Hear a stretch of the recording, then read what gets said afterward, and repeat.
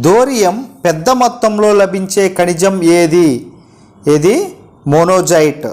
Oxygen లేకుండా ఒక జైవిక పదార్థాన్ని విఘటన లేదా విచ్ఛిన్నం ద్వారా ఏ వాయువు ఉత్పత్తి అవుతుంది అని అడుగుతున్నాడు. ఏ వాయువు? బొగ్గు పులుసు వాయువు. కంప్యూటర్లో ఐసి చిప్పులను సాధారణంగా దేనితో తయారు చేస్తారు? దేనితో? సిలికాన్. శీతల పానీయాల తయారీలో వాడే రసాయనం ఏది అని అడుగుతున్నాడు. ఏంటిది? Carbon dioxide. చల్లనీటితో తీవ్రంగా ప్రతిచర్య జరిపే లోహం ఏది అని అడుగుతున్నాడు. చల్లనీటితో తీవ్రంగా ప్రతిచర్య జరిపే లోహం ఏది అని అడుగుతున్నాడు. ఏంటిది? సోడియం. అగ్నిమాపక నిరోధకంలో వాడే గ్యాస్ ఏది అని అడుగుతున్నాడు. ఏంటిది? Carbon dioxide. ఇది ఆల్రెడీ రిపీట్ అయింది బిట్. ఒక ద్రవ రూపంలో లోహం ఏది అని అడుగుతున్నాడు. ద్రవ రూపంలో లోహం